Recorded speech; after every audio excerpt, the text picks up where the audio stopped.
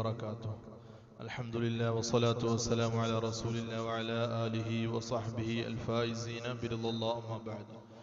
ഏറ്റവും ബഹുമാനാദരവുകൾ നിറഞ്ഞ സത്യവിശ്വാസികളെ, അല്ലാഹു സുബ്ഹാനഹു വ തആല പരിശുദ്ധമായ നമ്മുടെ ഈ മജ്ലിസ് നമ്മിൽ നിന്ന് കബൂലാക്കട്ടെ. നമ്മുടെ ചെറുതും വലുതും രഹസ്യവും പരസ്യവുമായ സർവ്വ പാപങ്ങളും അവൻ്റെ മഹദായ ഫദ്ൽ കൊണ്ട് വിട്ടുപുറത്ത് മാഫാക്കി തരട്ടെ. മുത്തഖീങ്ങളിൽ സ്വാലിഹ്യങ്ങളിൽ അള്ളാഹു നമ്മളെയൊക്കെ ഉൾപ്പെടുത്തി അനുഗ്രഹിക്കട്ടെ. നമ്മളേറെ ഇഷ്ടപ്പെടുന്ന ബദരീങ്ങളുടെ കൂടെ സ്വർഗത്തിൽ ഒരുമിച്ച് കൂടാൻ അള്ളാഹു സുബ്ഹാനഹു വ തആല നമുക്കൊക്കെ തൗഫീഖ് നൽകി അനുഗ്രഹിക്കട്ടെ. ഒരുപാട് ആളുകൾ ദുആ കൊണ്ട് വസിയത്ത് ചെയ്തിട്ടുണ്ട്. അവരുടെയൊക്കെ മുറാദുകൾ അള്ളാഹു സുബ്ഹാനഹു വ തആല ഹാസിലാക്കി കൊടുക്കട്ടെ. പ്രത്യേകിച്ച് നമ്മുടെ ലത്തീഫ് ഉസ്താദ് ഒരുപാട് കാര്യങ്ങൾ പറഞ്ഞ് ദുആ ചെയ്യാൻ പറഞ്ഞിട്ടുണ്ട്. അള്ളാഹു ആഫിയത്തുള്ള ദീർഘായുസ് കൊടുത്ത് അനുഗ്രഹിക്കട്ടെ. മുറാദുകളൊക്കെ അള്ളാഹു ഹാസിലാക്കി കൊടുക്കട്ടെ. മോമിനിങ്ങളെ, മുഹമ്മദ് ഷരീഫ് എന്ന് പറയുന്ന നമ്മുടെ പ്രിയപ്പെട്ട ഒരു സഹോദരൻ മരണപ്പെട്ട ദിവസമാണ്. അള്ളാഹു സുബ്ഹാനഹു വ തആല അവർക്ക് മഗ്ഫിറത്തും റഹ്മത്തും കൊടുത്ത് അനുഗ്രഹിക്കട്ടെ. അടുത്ത ആഴ്ച ഈ വെള്ളിയാഴ്ച തന്നെ നമ്മുടെ പള്ളി കാട്ടിൽ അന്ത്യവിശ്രമം കൊള്ളുന്ന മോമിനിങ്ങൾക്ക് വേണ്ടി GCC പ്രവാസികളുടെ ഒരു കൂട്ടായ്മ എല്ലാ വർഷവും ദുആ മജ്ലിസുകൾ സംഘടിപ്പിക്കാറുണ്ട്. ഈ വർഷം അതിന് നിശ്ചയിച്ചത് അടുത്ത വെള്ളിയാഴ്ചക്കാണ്. അതിനുവേണ്ടി ഓടി നടന്നിരുന്ന ഒരു സഹോദരനാണ് മരണപ്പെട്ടത്.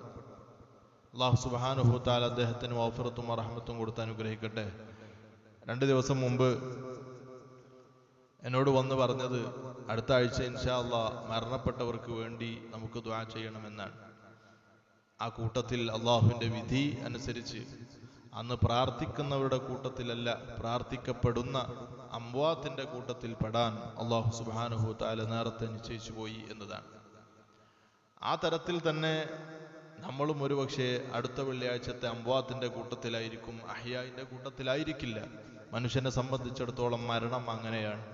നമ്മൾ പ്രതീക്ഷിക്കുന്നതും ആശിക്കുന്നതും അനുസരിച്ചല്ല മരണം നമ്മിലേക്ക് എത്തുന്നത്. നമുക്ക് പല കണക്കുകൂട്ടലുകളും ഉണ്ടാവും. നാളെ അത് ചെയ്യണം, മറ്റന്നാൾ അത് ചെയ്യണം എന്നൊക്കെ. അതിലൊന്നും നമ്മൾ നാളെ മരിക്കണമെന്ന് തീരുമാനിക്കാറില്ല. കാരണം ആ തീരുമാനം അള്ളാഹുവിൻ്റെ തീരുമാനമാണ്. നമ്മൾ എന്തെല്ലാം കണക്ക് കൂട്ടി വെച്ചാലും അള്ളാഹുവിൻ്റെ അസലിയായിരിക്കുന്ന ഖളാഇനനുസരിച്ച് കൊണ്ട് നമ്മുടെ മരണം പെട്ടെന്ന് നമ്മളിലേക്ക് എത്തും. അള്ളാഹു നമ്മുടെയൊക്കെ അന്ത്യം നന്നാക്കി തരട്ടെ. ആ സഹോദരൻ്റെ ബർസഖിയ ജീവിതം അള്ളാഹു സന്തോഷത്തിലാക്കി കൊടുക്കട്ടെ. പ്രിയപ്പെട്ട മോമിനിങ്ങളെ, പരിശുദ്ധമായ റജബ് മാസത്തിലാണ് നമ്മൾ ഉള്ളത്. റജബ് മാസം എന്ന് പറയുമ്പോൾ മോമിനിങ്ങളെ സംബന്ധിച്ചിടത്തോളം ഒരുപാട് നന്മകൾ വർദ്ധിപ്പിക്കേണ്ട സമയമാണ്. എന്തുകൊണ്ട്? റമദാനാണ് വരാനിരിക്കുന്നത്.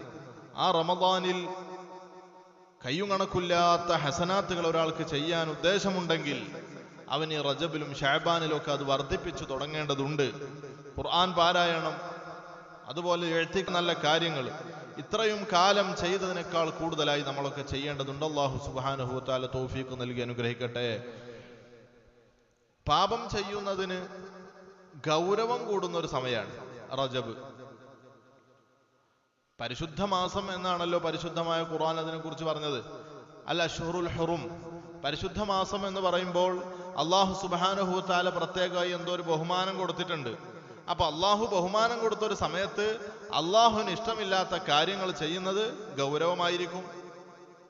അള്ളാഹു ബഹുമാനം കൊടുത്ത ഒരു സമയത്ത് അള്ളാഹുവിന് ഇഷ്ടപ്പെട്ടെന്ന കാര്യങ്ങൾ ചെയ്താൽ, നന്മകൾ ചെയ്താൽ അതിനും മഹത്വം വലുതായിരിക്കും എന്നൊക്കെ പണ്ഡിതന്മാർ വിശദീകരിക്കുന്നതായിട്ട് കാണാം.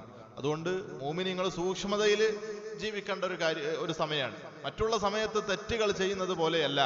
റജബ്, ഷഅബാൻ, റജബിൽ തെറ്റ് ചെയ്ത മറ്റുള്ള മുഹറമായ മാസങ്ങളിലൊക്കെ തെറ്റ് ചെയ്താൽ അള്ളാഹുവിന്റെ ഗളബ് ഇറങ്ങാൻ വരെ സാധ്യതയുണ്ട്. അള്ളാഹു സുബ്ഹാനഹു വ തആല നമ്മളൊക്കെ കാത്തുരക്ഷിക്കട്ടെ.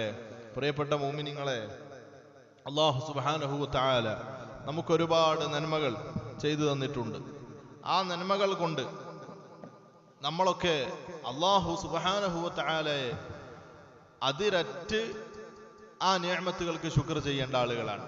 പരിശുദ്ധമായ ഖുർആനിൽ കാണാം, ലികൈലാ തഅസൗ അലാ മാ ഫാതകും വലാ തഫ്റഹു ബിമാ ആതാകും. മുഅ്മിനീങ്ങളുടെ 2 വിശേഷണമാണത്. അള്ളാഹു അവർക്ക് കൊടുത്തത് കൊണ്ട് അവർക്ക് വലിയ ആഹ്ലാദം, ആഘോഷം ഉണ്ടാവില്ല. അതുപോലെ തന്നെ നഷ്ടപ്പെട്ടതിന്റെ പേരിൽ വലിയ വ്യസനവും സങ്കടവും ഉണ്ടാവില്ല. എന്തുകൊണ്ട്? അള്ളാഹു തന്നത് റബ്ബ് തിരിച്ചെടുത്തു. ഇതിനാണ് സുഹദ് എന്ന് പറയുക. ഇതൊരു മുഅ്മിൻ ഉണ്ടായിരിക്കേണ്ട വിശേഷണമാണ്. സുഹദിന്റെ ഏറ്റവും ചുരുങ്ങിയ ഒരു ചെറിയ അളവാണത്. സുഹദ് എന്ന് പറഞ്ഞാൽ ഔലിയാക്കളുടെ റൂട്ടാണ്, സ്വാലിഹീങ്ങളുടെ റൂട്ടാണ്. അവരൈക്കൂടിയാണ് സ്വർഗത്തിലേക്ക് എത്തിയത്. ഈ സുഹദിന്റെ ഏറ്റവും പ്രധാനപ്പെട്ട അടിസ്ഥാനമായ 2 സ്വഭാവങ്ങൾ: അള്ളാഹു തന്ന നിഅമത്തിന്റെ മേൽ അമിതമായി ആഹ്ലാദിക്കാതിരിക്കുക. അള്ളാഹുവിന് ശുക്ർ ചെയ്യണം, അത് പള്ള നിറച്ച് ചെയ്യണം. ആഹ്ലാദം, എനിക്ക് 4 കുട്ടികളുണ്ടല്ലോ, അല്ലാത്ത സന്തോഷം. സന്തോഷം എന്ന് പറഞ്ഞാൽ സന്തോഷത്തിനല്ല പ്രശ്നം, ആഹ്ലാദം, ആഘോഷം. എനിക്കൊന്നും വരൂല, എന്നെ നോക്കാൻ ആളുണ്ട്. എനിക്ക് രോഗം വന്നാൽ 4 മക്കളുണ്ട്, ഗൾഫിലാണ്, എന്താ പേടിക്കാനുള്ളത്? ഇങ്ങനെ ഒരു പരിധി വിട്ട ചിന്ത മനുഷ്യന് പാടില്ല.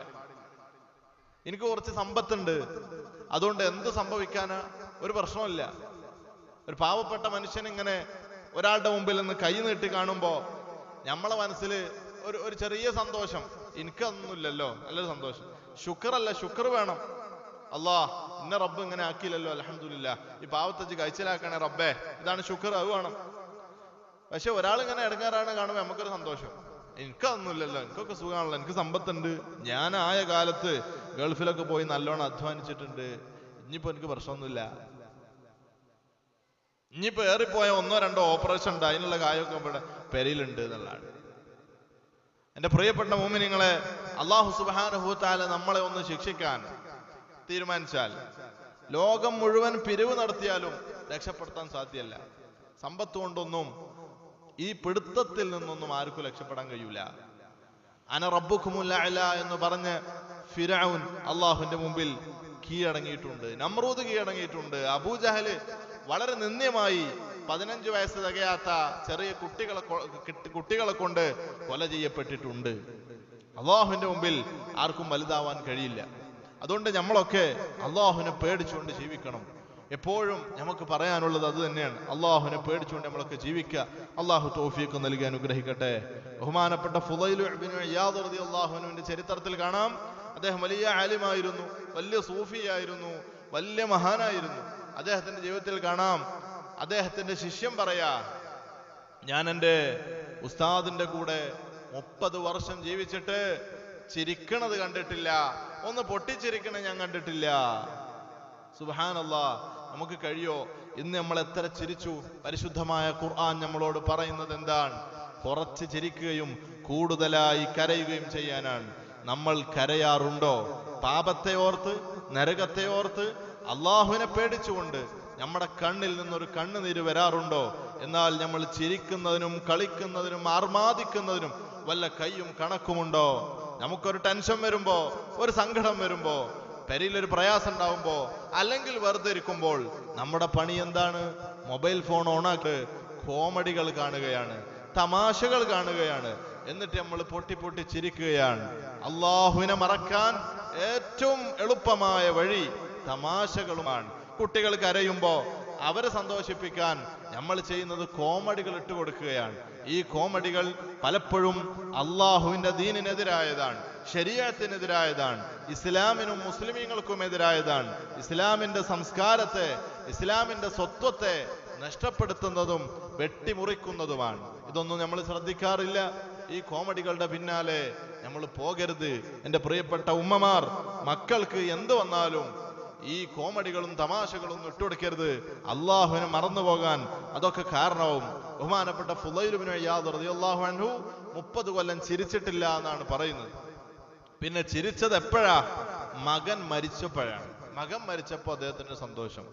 അതെന്തേ എന്ന് അദ്ദേഹത്തോട് ചോദിച്ചപ്പോൾ അദ്ദേഹം തന്നെ പറഞ്ഞു, എൻ്റെ മകൻ മരിക്കലാണ് അള്ളാഹുവിന് ഇഷ്ടം, അതുകൊണ്ട് എനിക്കും അതാണ് ഇഷ്ടം. അപ്പൊ നോക്കൂ, ഇതിനാണ് ഫനാ എന്ന് പറയുക. അള്ളാഹുവിൽ ലയിച്ചിരിക്കുകയാണ്, അള്ളാഹുവിൽ ലയിച്ചിരിക്കുകയാണ്. നമുക്ക് നമ്മുടെ മകൻ മരിക്കുമ്പോൾ സന്തോഷിക്കാൻ പറ്റുമോ? വേണ്ട. നമുക്ക് വരുന്ന ആ ജസാഇനെ ഒന്ന് പിടിച്ചു നിർത്താൻ കഴിയോ? ഇല്ലല്ലോ. ആ സങ്കടം പിടിച്ചു നിർത്താൻ കഴിയോ? ബഹുമാനപ്പെട്ടവർ സന്തോഷിക്കുകയാണ്. എന്തുകൊണ്ട്? അള്ളാഹുവിന് ഇഷ്ടം അതാണ്, എനിക്കും അതന്നെ ഇഷ്ടം. ഇത് നമുക്ക് ആലോചിക്കാൻ പറ്റൂല, ഇത് നമ്മളെ കൊണ്ട് കഴിയൂല, ഇത് ഫനായിന്റെ മർത്തബയാണ്, പരിപൂർണമായി അള്ളാഹുവിൽ ലയിച്ചവരുടെ ലക്ഷണമാണ്.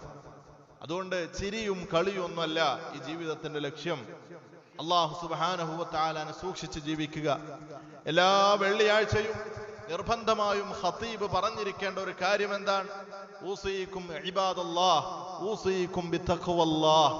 അത് പറഞ്ഞില്ലെങ്കിൽ ആ ഖുതുബ സ്വീകാര്യമല്ല. മനുഷ്യന്മാരെ, അള്ളാഹുവിന്റെ അടിമകളെ, നിങ്ങൾ അള്ളാഹുവിന് തഖ്വ ചെയ്യണേ. എന്താണ് തഖ്വ? ശരീഅത്ത് അനുസൃത ജീവിതമാണ്. നമ്മുടെ അവസ്ഥ എന്താണ്? ശരീഅത്തിൽ നമ്മൾ ഇഷ്ടമുള്ളത് നമ്മൾ എടുക്കും, നമുക്ക് ഇഷ്ടമില്ലാത്ത നമ്മളെ ഒഴിവാക്കും. പരിശുദ്ധമായ ഖുർആൻ മുനാഫിഖീങ്ങളെ കുറിച്ച് പറഞ്ഞതും അങ്ങനെയാണ്. അവർക്ക് ഇഷ്ടമുള്ളത് എടുക്കുകയും കൊള്ളാവുന്നത് എടുക്കുകയും കൊള്ളാത്തത് തള്ളുകയും ചെയ്യുന്ന മുനാഫിഖിന്റെ സ്വഭാവത്തിലേക്ക് നമ്മൾ പോകരുത്. പ്രിയപ്പെട്ട മുഅ്മിനീങ്ങളെ, പരിശുദ്ധമായ ശരീഅത്ത് പരിപൂർണമായ നിലയ്ക്ക് ജീവിതത്തിൽ പുലർത്താൻ അള്ളാഹു നമുക്കൊക്കെ തൗഫീഖ് നൽകി അനുഗ്രഹിക്കട്ടെ. നമ്മളൊക്കെ ഇൽമിന്റെ വക്താക്കളാവുക.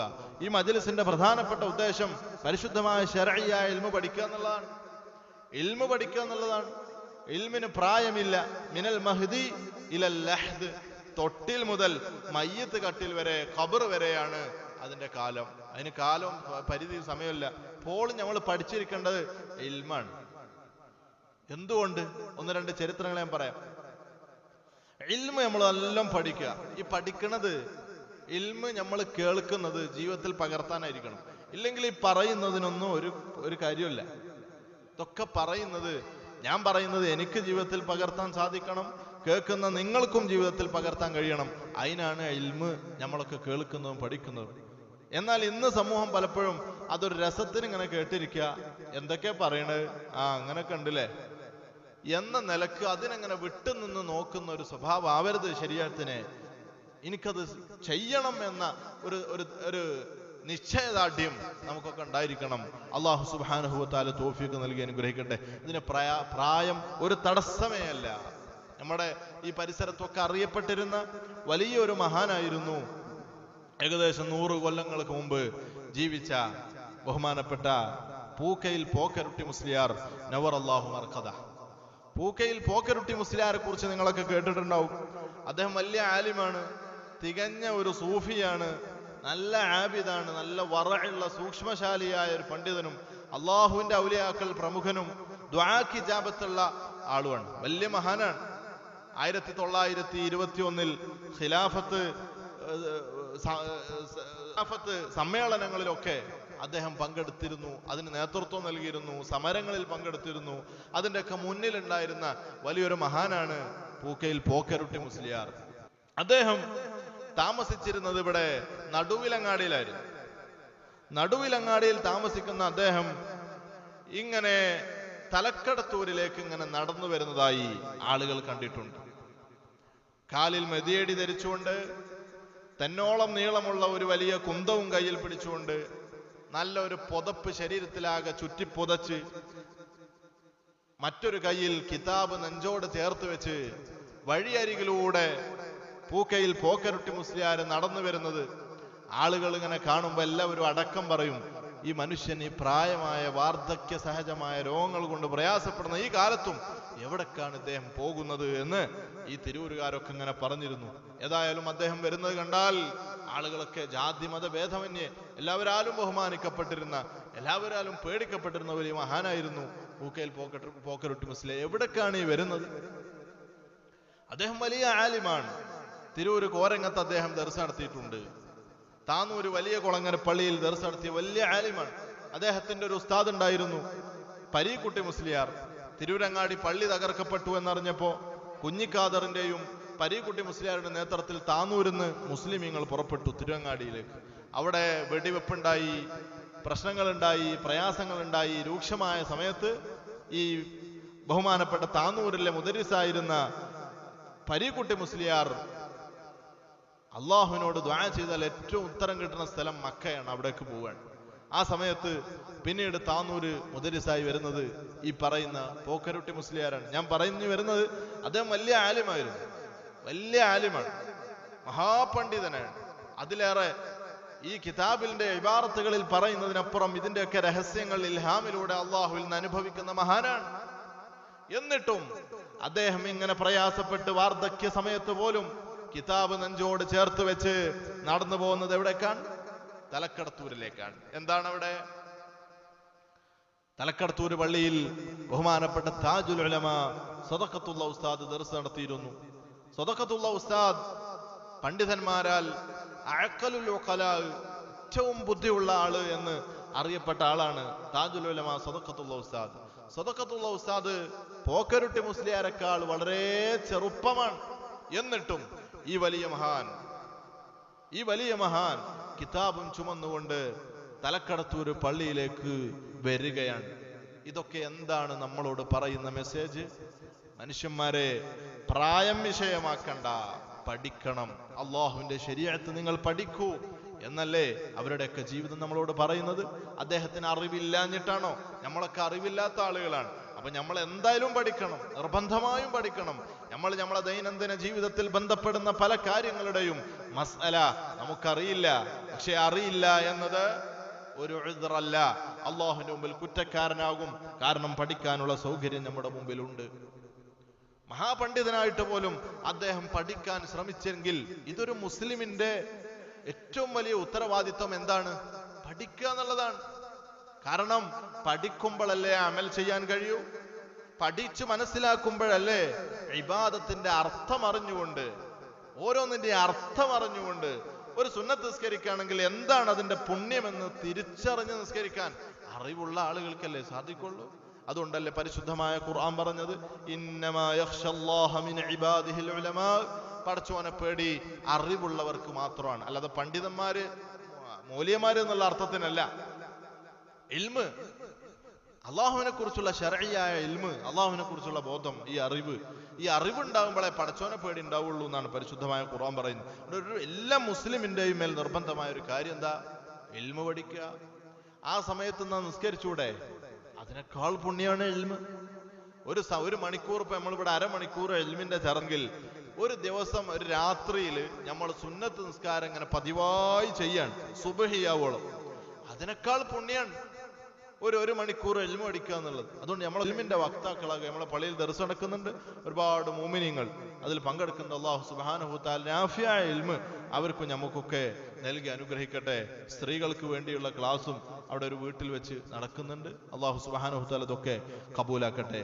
പ്രിയപ്പെട്ടവരെ, ഇങ്ങനെ നമുക്ക് ഒരുപാട് നമ്മുടെ മുൻഗാമികളുടെ ചരിത്രം നോക്കിയാൽ അവരുടെയൊക്കെ സൂക്ഷ്മത നമുക്ക് കാണാൻ പറ്റും. കാരണം ഇങ്ങനെയൊന്നും അല്ലാതെ ആഖിറത്തിൽ രക്ഷപ്പെടാൻ കഴിയൂല എന്നതുകൊണ്ടാണ്. ജീവിതത്തിൽ ഏറ്റവും വലിയ തിരക്കുള്ള ഒരു ആലിമായിരുന്നു മർഹൂം ഇ.കെ. ഹസൻ മുസ്ലിയാർ നവ്വറല്ലാഹു മർഖദ. രാവിലെ മുതൽ വൈകുന്നേരം വരെ ഓട്ടമാണ്.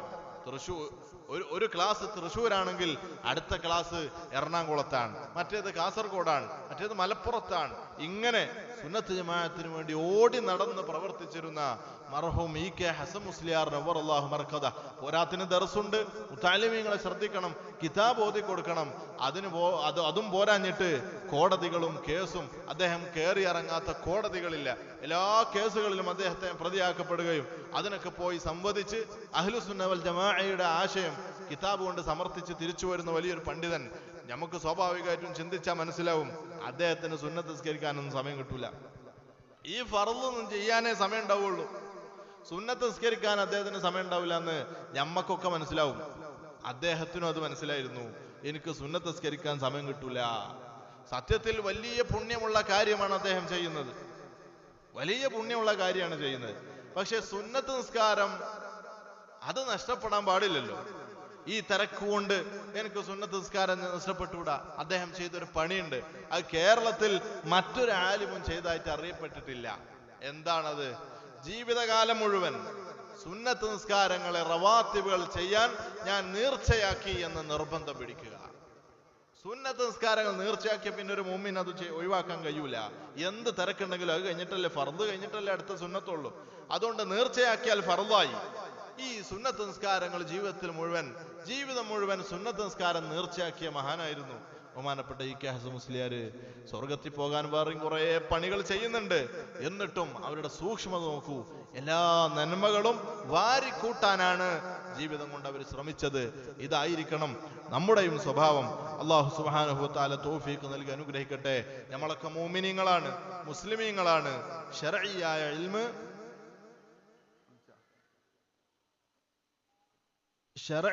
ഇൽമ് പരമാവധി നമ്മളൊക്കെ ജീവിതത്തിൽ പകർത്തി ജീവിക്കുക. ശരീഅത്ത് പരമാവധി ജീവിതത്തിൽ പകർത്തിയിട്ട് നമ്മൾ ജീവിക്കുക. അതിന്റെ സുന്നത്തുകൾ എടുക്കുക, കറാഹത്തുകൾ ഒഴിവാക്കാൻ പറ്റുമെങ്കിൽ നമ്മൾ ഒഴിവാക്കുക, ഖിലാഫുൽ ഔലകൾ ഒഴിവാക്കുക. നല്ലതായ കാര്യങ്ങൾ ഉണ്ട് എന്നറിഞ്ഞാൽ അതൊക്കെ ചെയ്യുക. താനൂര് നടുവിലെ പള്ളിയിൽ ദർസ് നടത്തിയിരുന്ന വലിയ കുളങ്ങര പള്ളിയിൽ ദർസ് നടത്തിയിരുന്ന ബഹുമാനപ്പെട്ട നന്നമ്പ്ര സൈദാലി മുസ്ലിയാർ നവർ അല്ലാഹു മർക്കദ വലിയ ആലിമായിരുന്നു, ആബിദായിരുന്നു, സൂഫിയായിരുന്നു. പകരയിലും ഇവിടെ ചെലവിൽ ഇമാമസിലൊക്കെ അദ്ദേഹം ദർസ് നടത്തിയ വലിയ പണ്ഡിതൻ. അദ്ദേഹത്തിന്റെ ഒരു സൂക്ഷ്മത കാണണം നമ്മൾ.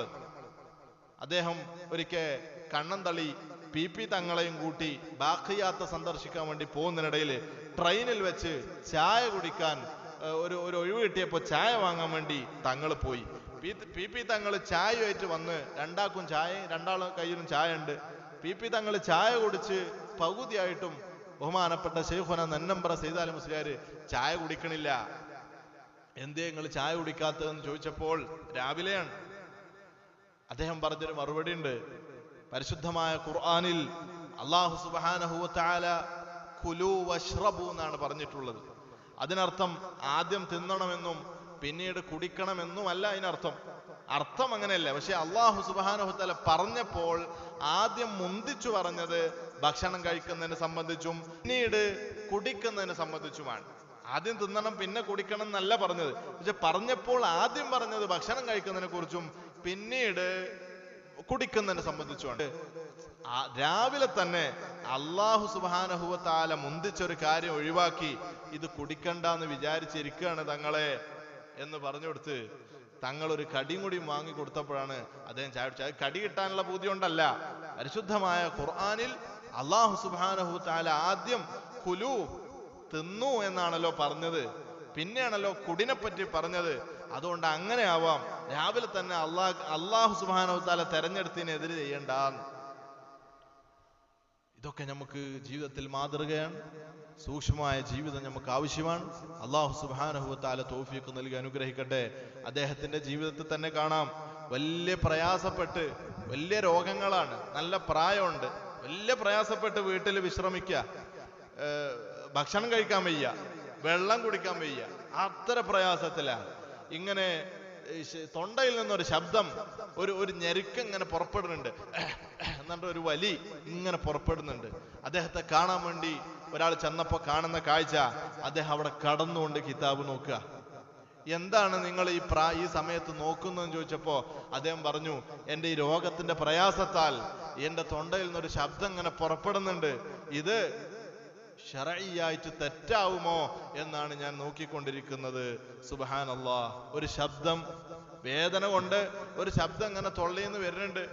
ഇത് അല്ലാഹു സുബ്ഹാനഹു വ തആല വിലക്കിയ പൊറുതികേട് ജസാ, അസ്വസ്ഥത കാണിക്കുന്നതിന്റെ ഭാഗമായി പോകുമോ എന്ന പേടി കൊണ്ടാണ് ഞാൻ ഈ ശബ്ദം ഇത് നോക്കുന്നത്. അൽഹംദുലില്ലാ, ഒരു നിധി കിട്ടിയ പോലെ അദ്ദേഹം അങ്ങനെ സന്തോഷിക്കാണ് പെട്ടെന്ന്. എന്തെന്ന് ചോദിച്ചപ്പോഴാ, എനിക്കത് കിട്ടിയിട്ടുണ്ട്, അത് കുഴപ്പമില്ല, മംദുഹാണ്, നല്ല കാര്യമാണെന്ന് കിതാബിൽ കണ്ടിട്ടുണ്ട് എന്ന് അദ്ദേഹം പറയുന്നു. ഇത്ര ലളിതമായ കാര്യങ്ങൾക്ക് പോലും എന്താണ് അള്ളാഹുവിന്റെ ദീൻ എന്ന് നോക്കാൻ തഖ്വയുള്ളവർക്കേ കഴിയൂ. അല്ലാഹു സുബ്ഹാനഹു വ തആല തഖ്വയിൽ ജീവിക്കാനുള്ള തൗഫീഖ് നമുക്കൊക്കെ നൽകി അനുഗ്രഹിക്കട്ടെ.